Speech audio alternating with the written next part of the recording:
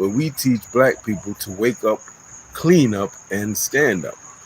Well, family, I'm sure you've been watching the news and you've been kind of keeping up with the presidential election. There's currently a lot of comedy involved in it with respect to Donald Trump. And so, whatever you think about Donald Trump or Kamala Harris, we can learn from just about anyone. You will learn either what to do or what not to do. And so, in this edition of Leadership Lessons with Agyei, we're going to talk about 5 leadership lessons to learn from Donald Trump. And obviously, as a malignant narcissist, as the psychiatrists are calling him, there's a lot that we should not do. We're learning what not to do from Donald Trump, right? So let's begin. Thank you, all of you who are watching the live version, and I want to thank you in advance those who watched the later recorded version of this. And I also want to thank all of you for really stepping up and coming out and supporting Harlem Liberation School on YouTube. We've had so many subscribers this past week and this month. It really is overwhelming. We're finally over 2,000. And if I can humbly say this, because I mean it from the heart, we really should be at 50, 60, 70, 100,000 subscribers for the information that we're providing.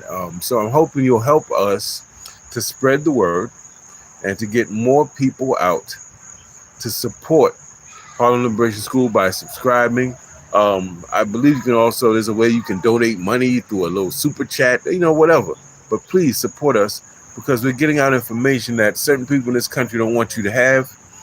I've been kicked off of Facebook, family. YouTube once took down my channel, Black Liberation University, that was coming close to 10,000 subscribers. So it is what it is. It's all good. But it's just to say thank you for your support, and please subscribe if you haven't. Click that notification bell, leave a comment, respectfully, of course, and share the word with other people. 5 leadership lessons to learn from Donald Trump. Number 1, admit when you don't know something immediately. Not a day later, not later that day.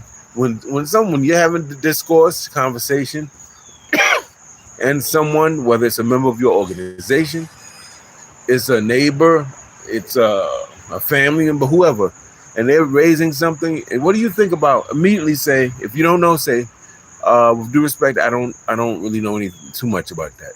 And ask them about it, and then if it's important to you, because everything somebody brings up to you isn't important to you. But if this is something that you want to know more about, commit to learning more about that thing.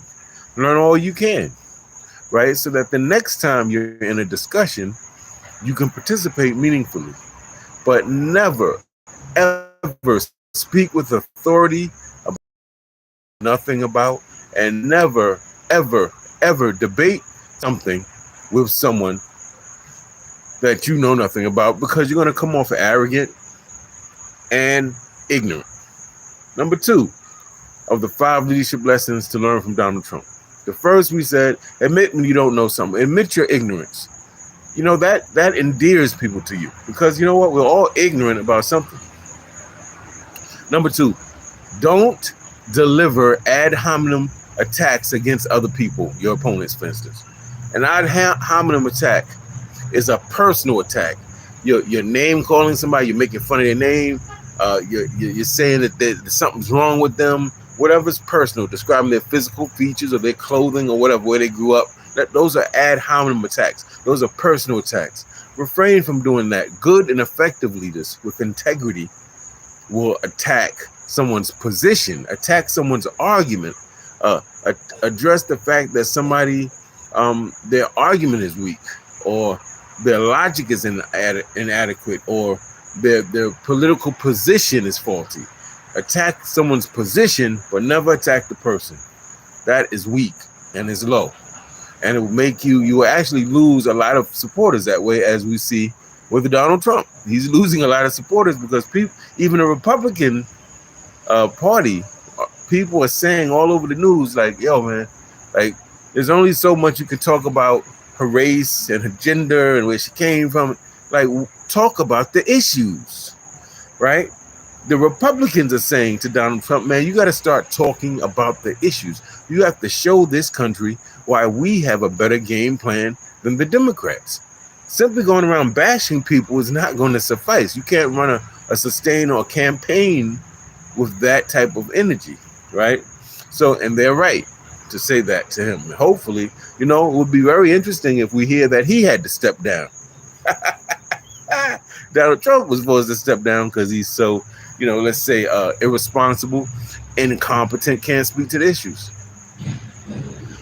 Third leadership lesson to learn from Donald Trump, what not to do, of course, is be mature and honest enough to honor and credit other people for their achievements and their abilities. So that's to say, whether this is somebody that you're close with and you love or like, or somebody you don't particularly like, but someone's asking you about someone. What do you think about this person? Well, you may not like them, but you'll say, this person is diligent. They're good at what they do. I respect that, because that shows your humanity, because we don't have to like everybody to respect people. We don't have to get along with everybody to be able to say this person's always on time. They're always doing good work. They're funny, or I like how they write. I like how they speak, or whatever. That's important. Avoid being, and this is the same part of that same lesson. Not only be big enough to congratulate other people and to shine the light on other people and talk about how good other people are, but refrain from being self-congratulatory all the time. In other words, don't be the person that's always congratulating yourself, talking about what you've done, your skills, your abilities and accomplishments. That gets tired after a while around normal people, right? Also, check your need to always get credit, always be praised, always get a pat on the back. People like that disturb me, and people like that are suspicious, because you begin to wonder if someone always needs to be pat on the back, if someone always needs to be applauded and praised, celebrated and congratulated. How do we know that we can trust them when they don't receive such adulation? Is the person just doing this for adulation? We want to know that our leaders are doing what's in their hearts and minds to do, what's on their conscience to do, not doing it for brownie points, not doing it for attention. Number 4, remember this.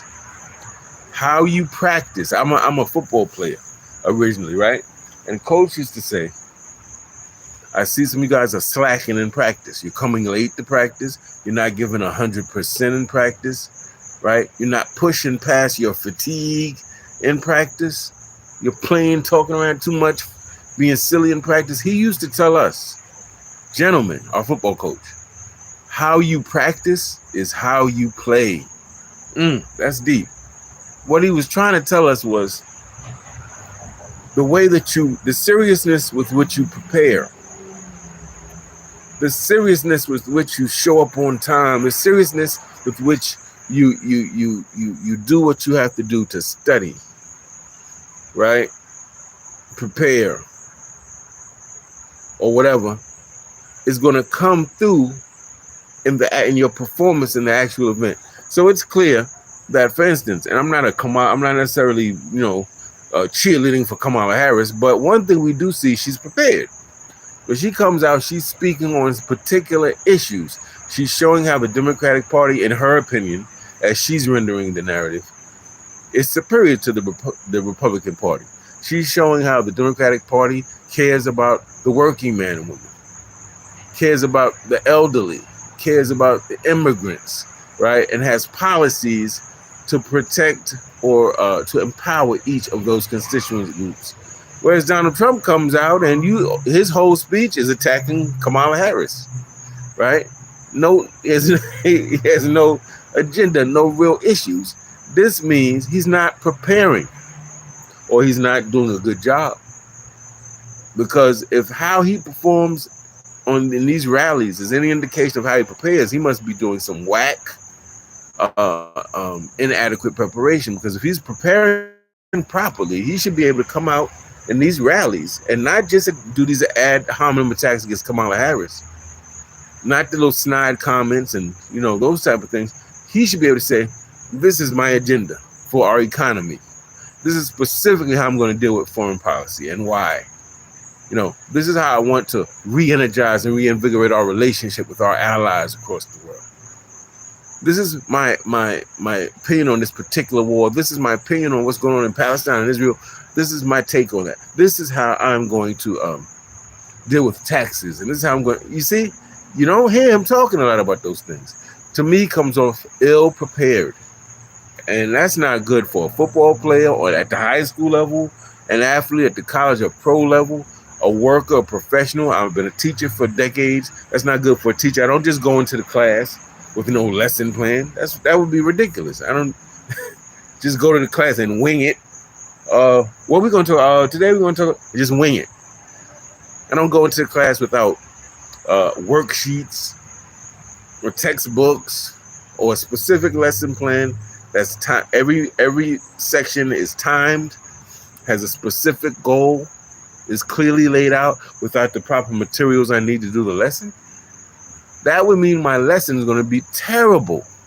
That would mean that the kids would be probably misbehaving. They would see this teacher's unprepared and they would take advantage. You have to be prepared. And then number 5. Oh, I thank all of you, by the way, for coming in.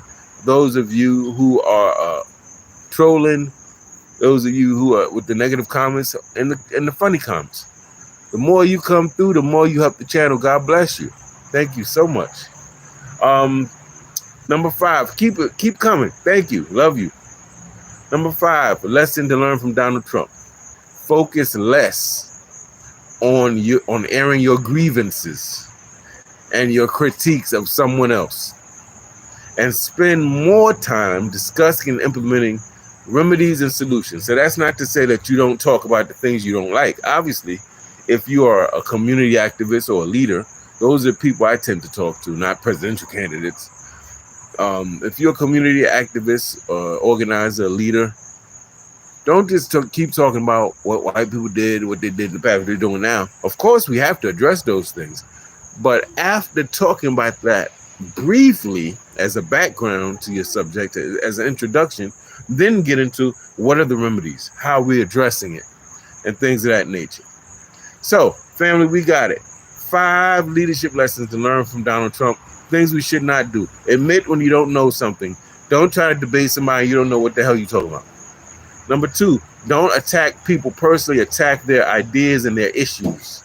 Number 3, be mature and honest. Admit when somebody is intelligent. Be big enough to congratulate people or to talk about the things you admire in other people, even people that are your opponents. Number 4, practice hard. Prepare for everything you're going to do. Prepare. Proper preparation prevents piss poor performance. And then number 5, don't spend 90% of your speech talking about what you don't like and what upsets you. Spend 90% of your speech talking about what you're going to do about the things you don't like and that upset you. With that said, family, thank you so much for joining and listening. Have a blessed day. Those of you who are coming on the channel with the crazy comments, I really want to thank you because you're helping draw more people to the channel. Peace. Take care.